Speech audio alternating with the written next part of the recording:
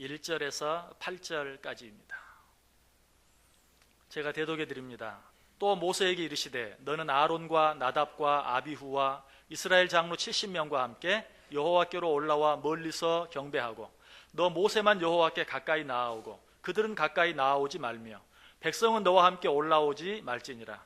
모세가 와서 여호와의 모든 말씀과 그의 모든 율례를 백성에게 전하매 그들이 한 소리로 응답하여 이르되 여호와께서 말씀하신 모든 것을 우리가 준행하리이다. 모세가 여호와의 모든 말씀을 기록하고 이른 아침에 일어나 산 아래에 제단을 쌓고 이스라엘 12지파대로 12기둥을 세우고 이스라엘 자손의 청년들을 보내어 여호와께 서로 번제와 화목제를 드리게 하고 모세가 피를 가지고 반은 여러 양푼에 담고 반은 제단에 뿌리고 언약서를 가져다가 백성에게 낭독하여 듣게 하니 그들이 이르되 여호와의 모든 말씀을 우리가 준행하리이다. 모세가 그 피를 가지고 백성에게 뿌리며 이르되 이는 여호와께서 이 모든 말씀에 대하여 너희와 세우신 언약의 피니라. 아멘. 우리 옆 사람들과 한번 인사하겠습니다. 참 잘 오셨습니다. 큰 은혜 받으시기 바랍니다. 여러분들 정말 잘 오셨습니다. 오늘도 하나님의 큰 은혜가 여러분 모두에게 또 한 번 풍성하게 넘치시기를 주님의 이름으로 간절히 축원합니다. 하나님께서 모세를 부르셨습니다. 너는 아론과 나답과 아비후와 함께 내게 나아오라. 모세가 그들과 함께 하나님께 나아갑니다. 하나님께서 아론과 나답과 아비후는 거기 있게 하고 너만 내게로 가까이 나아오라. 모세를 가까이 부르십니다. 그래서 모세에게 말씀하십니다. 너무나도 귀하고 중요한 말씀들을 모세에게 해주십니다. 모세는 그 말씀을 가지고 와서 모든 사람들에게 그대로 전합니다. 그런데 그렇게 끝나지 아니하고 하나님께서 자기에게 주신 말씀을 모든 백성들에게 가감없이 그대로 증거할 뿐만 아니라 거기에 덧붙여서 그가 행한 일들이 있어요. 어떤 일입니까? 4절에 보시면 모세가 여호와의 모든 말씀을 기록하고 이른 아침에 일어나 산 아래 제단을 쌓고 이스라엘 12지파대로 12기둥을 세웠다. 하나님께서 주신 말씀을 백성들에게 전할 뿐만 아니라 그 말씀을 기록하고 제단을 쌓고 12기둥을 세웠다라고 말하고 있는 것을 보게 돼요. 왜 그렇게 했을까요? 우리는 그 이유를 분명하게 알 수 있어요. 하나님께서 자기에게 주셔서 백성들에게 전하게 하신 그 말씀을 잊어버리지 않기 위해서 먼저 그 말씀을 기록합니다. 제단을 쌓고 소를 잡아 하나님께 번제를 드립니다. 그리고 12기둥을 세워서 그 기둥을 볼 때마다 하나님께서 이때 주신 말씀을 다시 한번 온 백성들로 하여금 생각하게 하는 것입니다. 하나님께서는 실제로 우리에게 말씀을 주시면서 그렇게 하여 말씀을 잊지 말라라고 우리에게 부탁하고 계시는 것을 보게 돼요. 신명기 6장 8절 9절에 나오죠. 너는 또 그것을 내 손목에 매어 기호를 삼으며 내 미간에 붙여 표를 삼고 또 내 집 문설주와 바깥문에 기록할지니라. 하나님의 말씀을 내 손목에 매고 미간에 붙이고 문설주에 붙여서 정말로 언제라도 그것들을 보게 하고 그것들을 잊지 않고 기억하게 하라.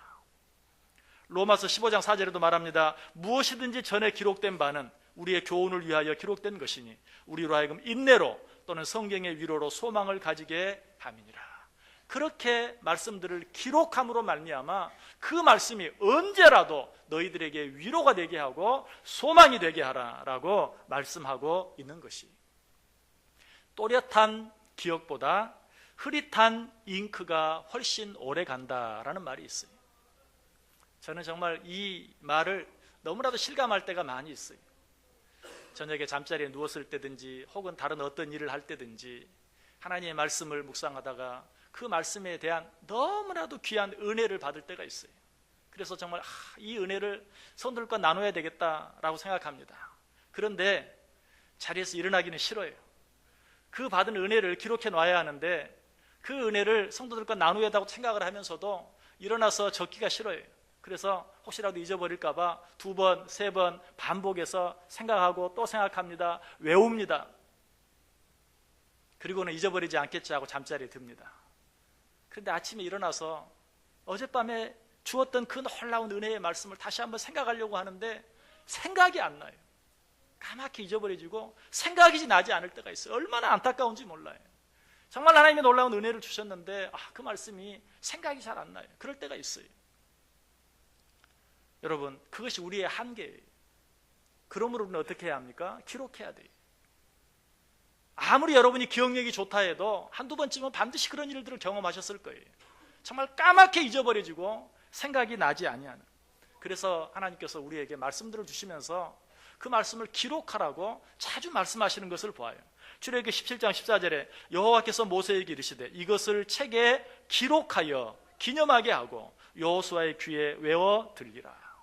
출애굽기 34장 27절에도 말합니다. 여호와께서 모세에게 이르시되 너는 이 말들을 기록하라. 내가 이 말들의 뜻대로 너와 이스라엘과 언약을 세웠음이니라 하시니라.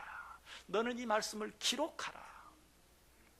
여러분들, 하나님의 말씀을 듣고도 너무 쉽게 잊어버려져서 참 안타까울 때가 참 많죠. 그런데 저는 참 여러분들을 이해합니다.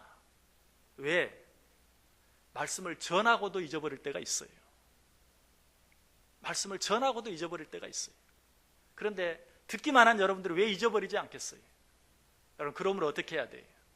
우리가 그렇게 연약한 줄 알고 하나님의 말씀을 들었을 때 하나님이 내게 주신 은혜가 있으면 기록할 수 있어야 돼요. 그래서 그 은혜를 잊지 아니하고 붙잡고 늘 묵상하면서 살아갈 수 있어야 된다. 하나님 우리의 연약함을 아셔서 모세에게도 말씀을 주시고 너는 이 말씀을 기록해라. 오늘 모세가 그렇게 하고 있는 것이 하나님께서 자기를 불러서 특별하게 주신 그 말씀을 기록했어요. 그리고 제단을 쌓으면서 은혜를 나누었어요. 그리고 어떻게 합니까? 12기둥을 세워서 하나님이 그 놀라운 말씀을 주신 것을 기념하고 있는 것을 보게 돼요.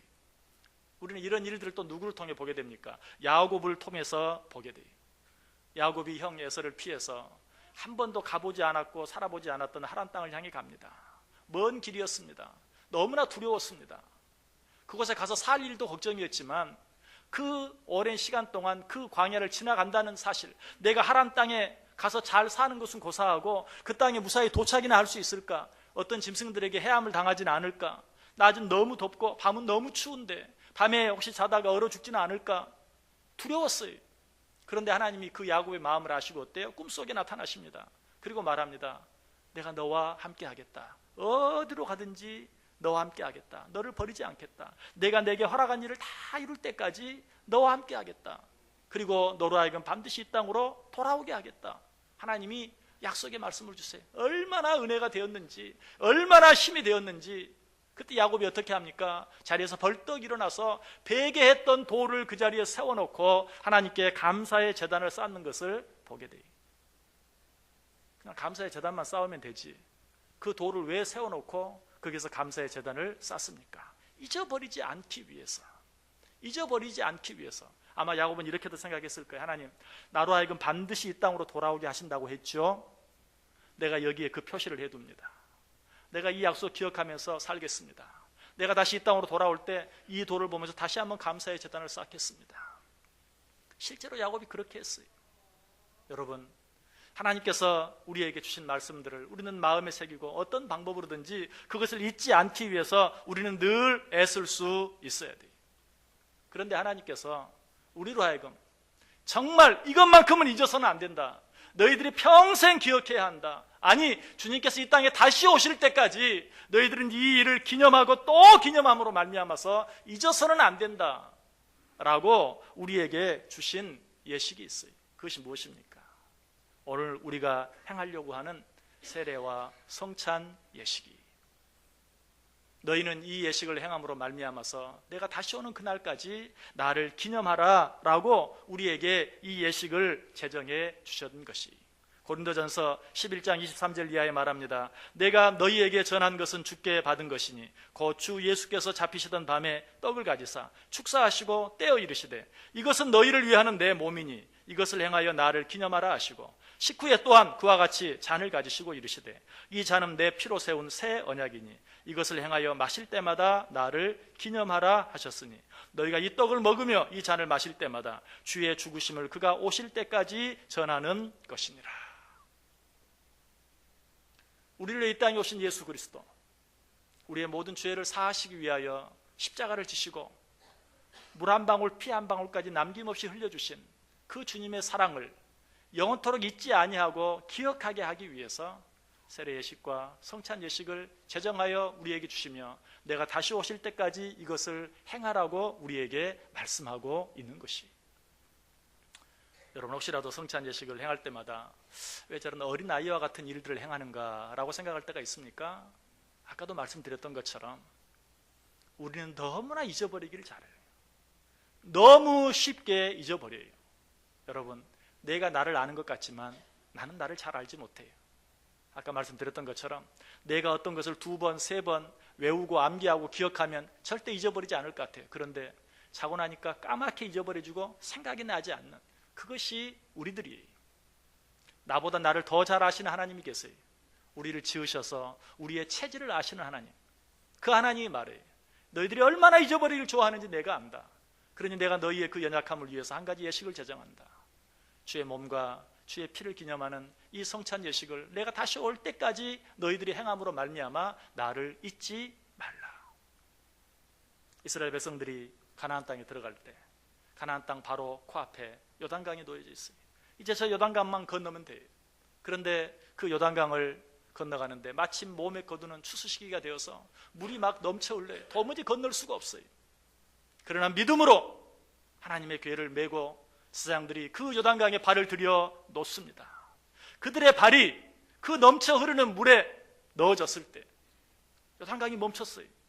그렇게 차고 넘쳐 흐르던 요단강이 멈췄어요. 그리고 요단강을 무사히 마른 땅처럼 건널 수 있었어요. 그리고 나서 하나님께서 그들에게 뭐라고 말합니까? 너희들은 그 요단강에 들어가서 각 지파별로 하나씩 돌멩이를 가져다가 각 지파의 숙소에 두어라. 왜 그렇게 하셨을까요? 너희들이 요단강을 어떻게 건넜는지를 잊지 말라. 내가 아무리 이렇게 이야기해도 너희들은 잊어버리고 말 것이다. 그러니 너희들이 기적같이 건넌 그 요단강 안에서 그 물속에 잠겨있던 그 돌멩이 하나를 건져서, 여러분 어때요? 물이 막 홍수처럼 흘러내리면 그 돌멩이를 어떻게 꺼내왔겠어요? 그러나 물이 멈췄기 때문에 거기에서 돌멩이를 들고 나올 수 있었던 거예요. 너희들이 거기에서 건져낸 그 돌멩이를 너희들의 숙소 안에 두고 너희들의 장막 안에 두고 날마다 보면서 너희들이 요단강을 어떻게 건넜는지, 요단강을 건널 때 하나님이 너희와 어떻게 하셨는지를 기억하라. 오늘 하나님께서는 동일하게 우리에게 이 귀한 예식을 제정하시고 이 예식을 행하면서 내가 너희를 어떻게 사랑했는지, 내가 너희들의 죄를 대속하기 위해서 어떻게 했는지 잊지 말고 기억하라 라고 이 귀한 예식을 제정해 주셨어요. 우리는 이 하나님의 명령에 따라 오늘 세례 예식을 행하고 또 성찬 예식을 행하려고 합니다. 겸손한 마음으로 우리가 얼마나 부족한지 기억하고 하나님이 우리의 연약함을 위해서 제정해 주신 예식인 줄 알고 감사한 마음으로, 겸손한 마음으로 이 예식에 참여할 때 하나님께서 이 예식을 통해서 우리에게 부어주시길 원하시는 놀라운 은혜와 축복이 저 여러분 가운데 넘치게 되는, 그 은혜를 풍성하게 체험하는 복된 시간 되시기를 주님의 이름으로 간절히 축원합니다. 이 시간에 먼저 학습 예식, 입교 예식, 그리고 세례 예식